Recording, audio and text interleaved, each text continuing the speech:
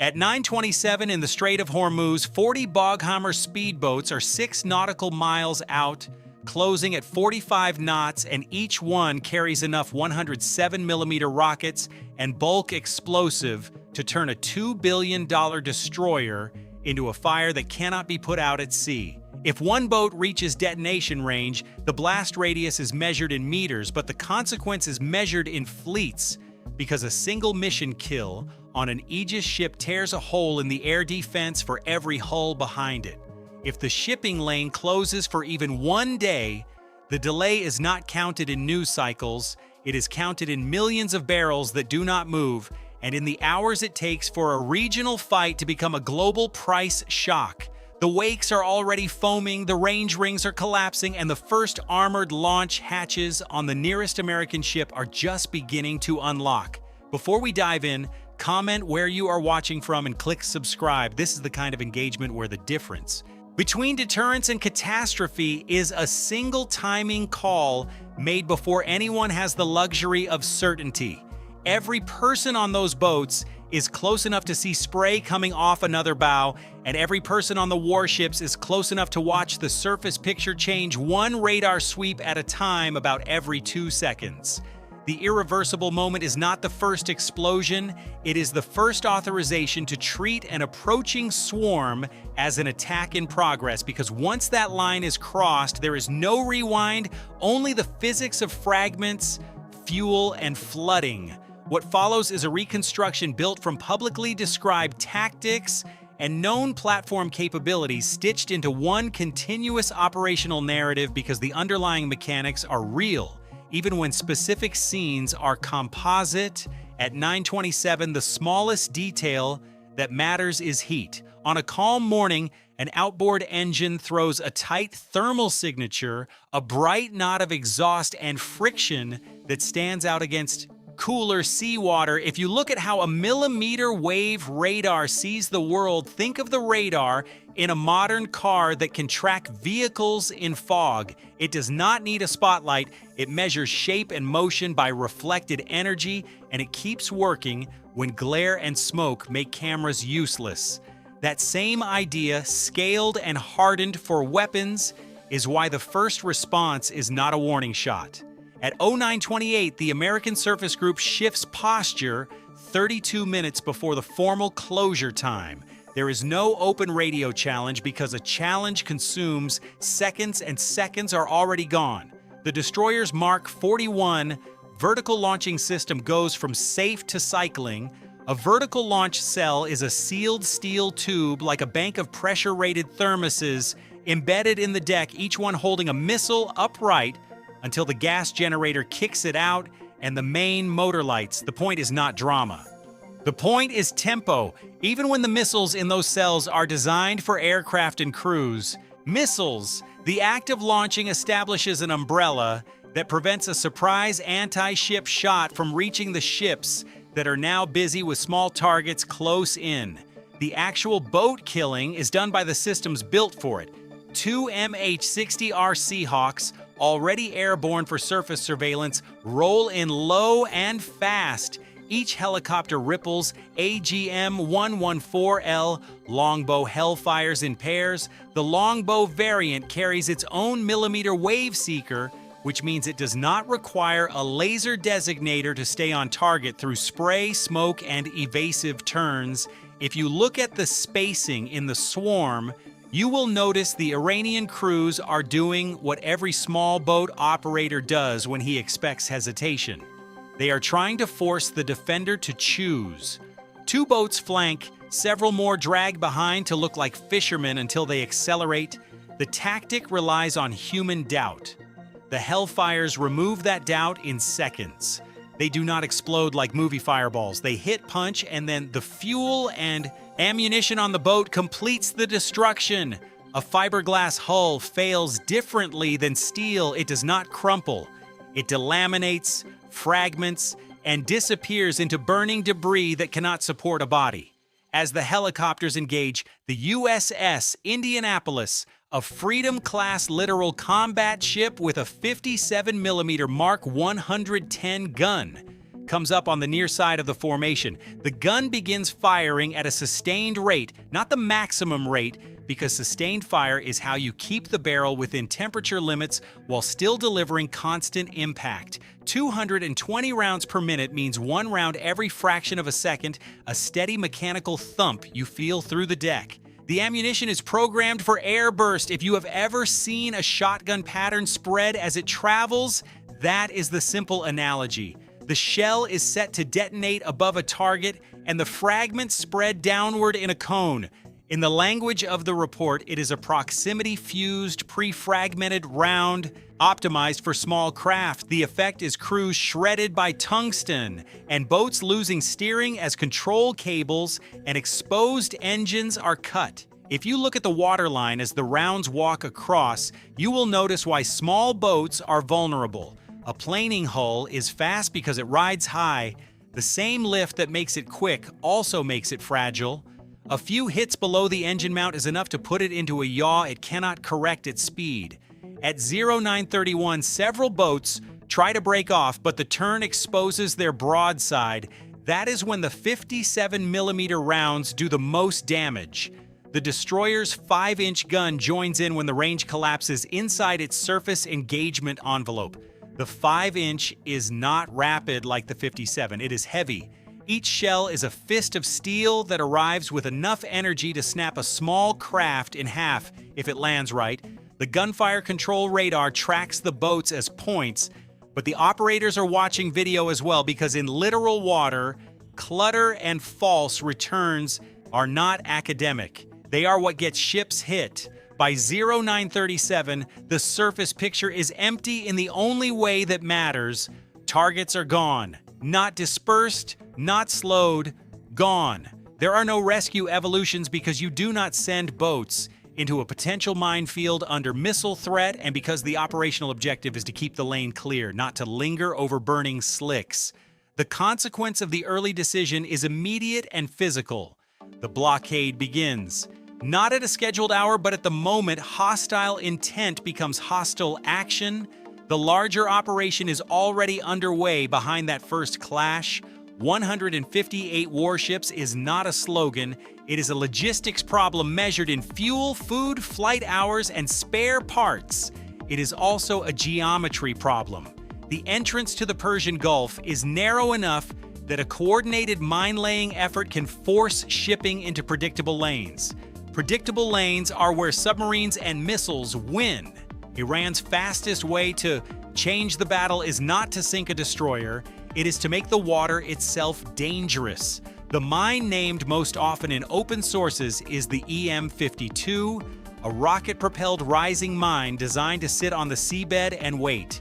A rising mine is like a spring-loaded mousetrap under a rug. It does not have to be in your path at the surface. It listens. It watches for the acoustic and magnetic signature of a large ship, then launches a warhead upward into the hull. In shallow water, that vertical attack is lethal because the bubble pulse reflects off the bottom and the surface, multiplying the stress on the ship's structure. To remove that threat, the fleet brings in the slow, ungainly aircraft built for one job. The MH-53E Sea Dragon is a heavy-lift helicopter with a towing winch and the power to drag a sled through seawater for hours. Behind it, the Mark 105 magnetic influence sweep looks simple, like a floating barge with cables, but it is an engineered source of electromagnetic signature. If you have ever watched a security tag trigger an alarm because it senses a field it thinks is a gate, you already understand the principle. The sweep pumps a controlled magnetic field into the water, forcing influence minds to think a large steel hull is passing overhead. If you look at the ocean behind the sled, you will notice the lane is not cleared by silence, it is cleared by violence. Mines detonate as designed, not against a ship, but against an artificial signature. Each detonation throws a column of water high enough to be seen from miles away. A geyser that can reach 200 feet, depending on depth and charge size. The contrast matters. A mine that would crack open a ship's keel is being spent on empty water, and that exchange rate is the point of mine countermeasures. Iran answers from the cliffs and launch sites inland. The Noor anti-ship missile, an Iranian-developed derivative of the Chinese C-802 family, lifts off and accelerates to high subsonic speed, roughly Mach 0.8 to 0.9, around 600 to 700 miles per hour. It comes down to a sea-skimming profile measured in tens of feet. Because the lower it flies, the later a ship's radar sees it over the curvature and clutter of the sea. Aegis is built for exactly that geometry. The AN-SPY-1 radar does not stare in one direction. It scans electronically, revisiting targets multiple times per second, building tracks even as the missile is still climbing out of the coastal terrain. If you look at the timeline, the critical window is the first minute. An anti-ship missile at that speed eats a mile every 5 seconds. The fleet cannot wait until it is visually obvious. The response is layered because single layers fail. The first interceptors are RIM-162 Evolved Sea Sparrow missiles. An ESSM is a compact, high-agility interceptor designed to pull extreme G-forces in the terminal phase. If you have ever yanked a car's steering wheel hard at highway speed and felt the tires protest, that is the civilian limit. An interceptor pulling 50 G is operating in a different physics. It changes direction violently to meet a target that is also maneuvering. If you look at the intercept point, you will notice it is as far from the ships as possible because debris at close range is still damage. The intercepts turn incoming missiles into expanding clouds of fragments and fuel, fireballs that fall into the sea before they can enter the inner defense zone. Anything that survives long enough to get close meets the last resort. The Phalanx Close-In Weapon System is not a gun in the normal sense. It is a radar-guided 6-barrel 20mm Gatling that throws a stream of tungsten at thousands of rounds per minute. The simplest analogy is a garden hose turned into metal. It does not pick one point. It fills a volume of air. The goal is not elegance. It is to force a kill before impact. By late morning, the surface and air fight is only half the story. While attention is fixed on Hormuz, a second problem is unfolding in water so deep the light never reaches the seabed. Undersea fiber optic cables carry the bulk of transatlantic data.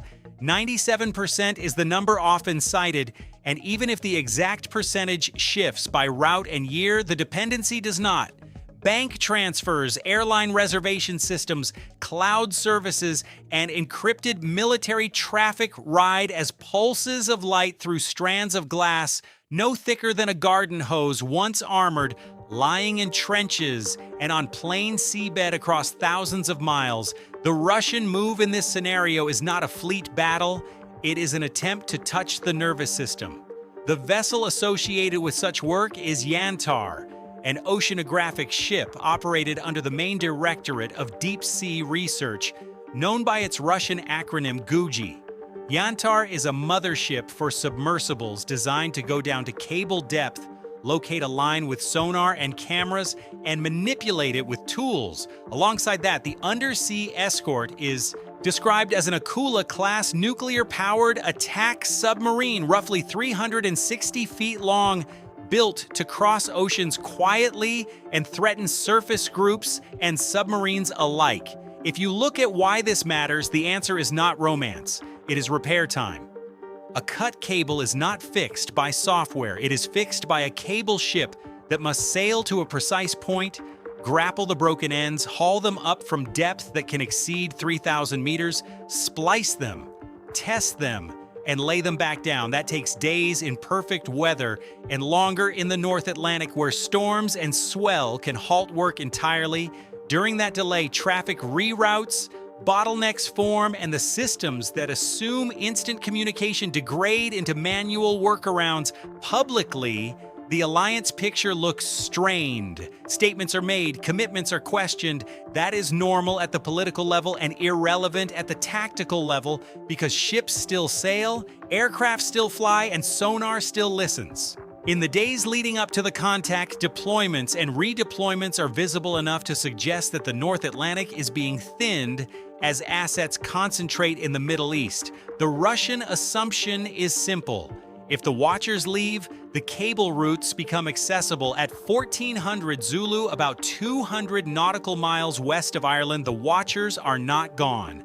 They are quiet. Emissions control, called MCON, means ships minimize active transmission so they are harder to locate by electronic surveillance. The analogy is a city blackout. The buildings are still there, the people are still moving, but the lights that give away position are off. The first trigger is the seabed, SOSUS. The sound surveillance system is best understood as a tripwire made of microphones bolted to the ocean floor. It does not see. It listens to low-frequency sound that travels far in deep water.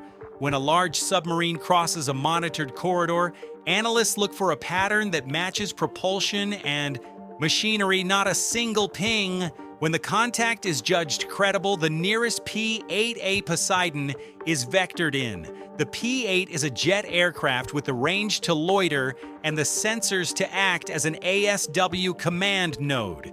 It descends to a sonobuoy drop altitude and begins laying a field. The buoy types vary by mission, but the concept is consistent. A sonobuoy is a disposable sensor canister. It hits the water, deploys a small parachute or braking system on entry, then releases a hydrophone that sinks to a preset depth and transmits what it hears back to the aircraft. If you look at the pattern, you will notice the buoys are not dropped randomly. They form a grid with spacing measured in hundreds to thousands of yards depending on expected target speed and water conditions. The Poseidon drops a mixed field, passive buoys that listen for machinery and propulsor noise, and active buoys that emit pulses and listen for returns. Multi-static active sonar is the key concept. Think of one person clapping in a dark room while several others listen from different corners to locate where an echo came from. One source. Many receivers, it makes decoys less effective because the geometry exposes inconsistencies. Inside the Aquila, the first sensation is not impact, it is pressure in the ears and a change in routine. A high-powered active pulse, measured in the hundreds of decibels at the source, arrives as a sharp transient through the hull. The crew responds rationally. They increase speed to reposition, then dive. In this reconstruction, the boat drives down towards 1,600 feet, looking for a layer. The layer is the thermocline, a rapid temperature gradient where sound bends.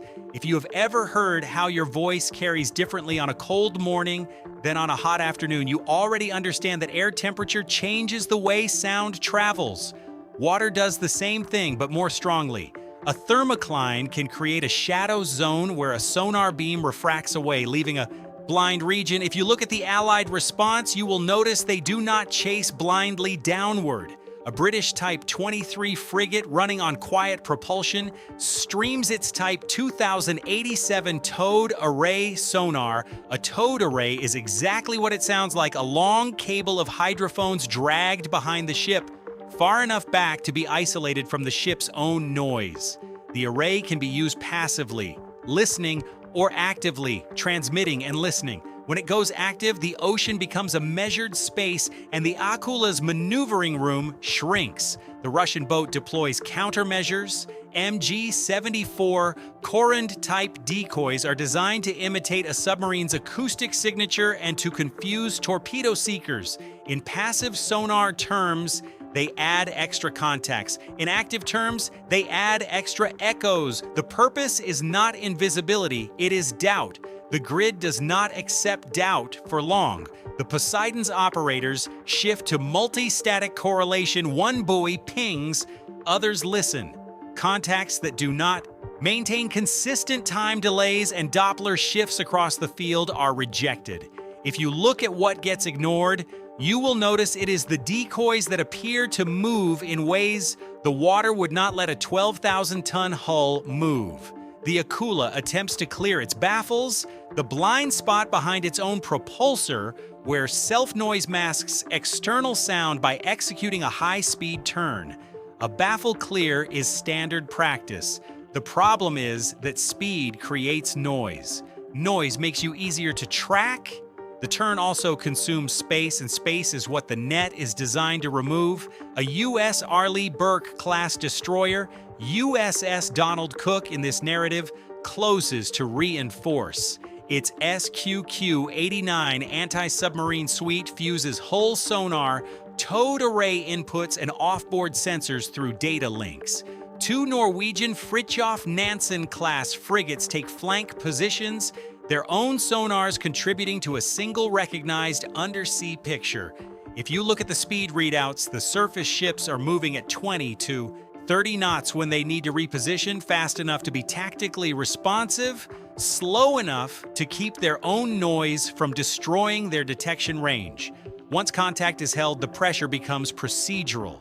The Allied ships do not need to sink the submarine to win the objective. They need to prevent it from approaching the cables and from deploying submersibles. That means keeping it in a box. The box is defined by sonobuoy fields overhead, active sonar arcs from surface ships, and the hovering presence of an MH-60R using its AQS-22 dipping sonar. A dipping sonar is a sensor lowered on a cable into the water, like dropping a microphone into a swimming pool to hear what is beneath the surface while keeping the noisy helicopter above. Day after day, the Aquila is forced to choose between silence and mobility. If it slows to reduce noise, it loses the ability to break the perimeter. If it speeds up to move, it becomes louder and easier to hold. The Yantar remains outside the immediate engagement area because without the submarine clearing space, any attempt to work near a cable becomes a beacon, and beacons get intercepted. On the 19th day, the submarine comes shallow in daylight and then surfaces. In this reconstruction, it is not a theatrical surrender. It is a calculated admission that the mission is compromised, that remaining submerged under constant localization risks collision, entanglement, or escalation, and that surfacing under observation is safer than forcing a misinterpretation. The emergency blow throws white water and foam as ballast tanks vent. Aircraft orbit overhead, surface ships form an escort screen at a distance that signals control without inviting a close-quarters incident. Cameras record hull number and configuration. The message is technical, not rhetorical. The cable approach has been denied. Back in the Persian Gulf, denial is applied to a different threat.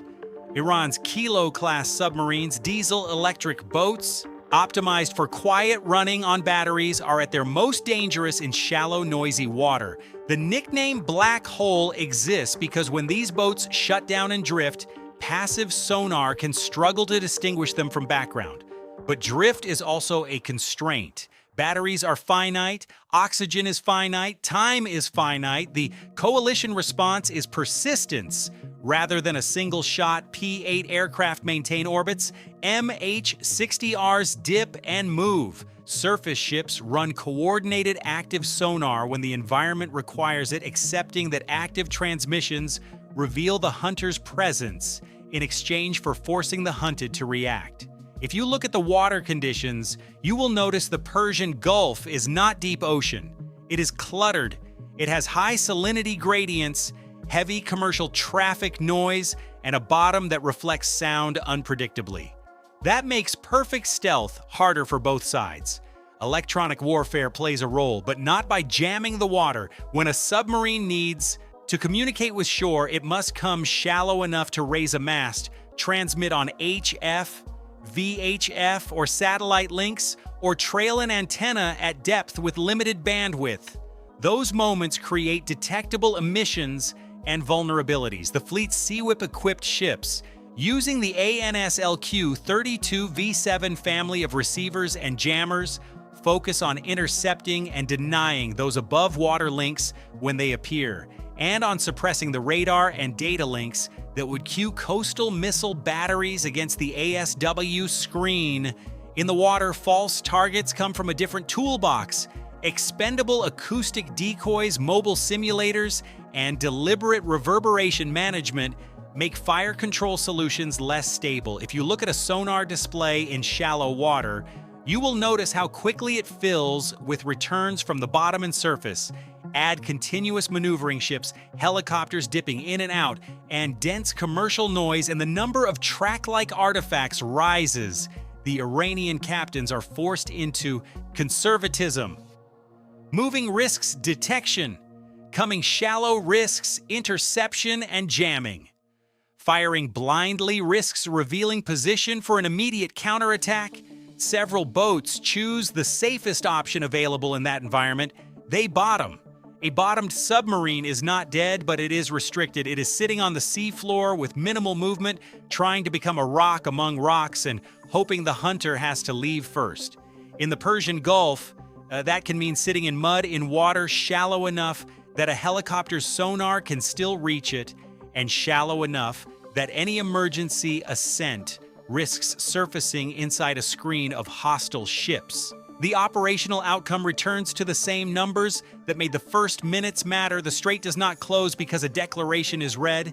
It closes because the approach routes are cleared of mines and held under fire control. The speedboat swarm is destroyed before it reaches rocket range. The anti-ship missiles are intercepted far enough out. The debris falls into open water. The cable-cutting attempt in the Atlantic fails because the undersea escort cannot create space to work, and the work vessel cannot hide. Two separate theaters stay connected not by speeches, but by sensors that keep contact and crews that keep repeating the same procedures until the other side runs out of options.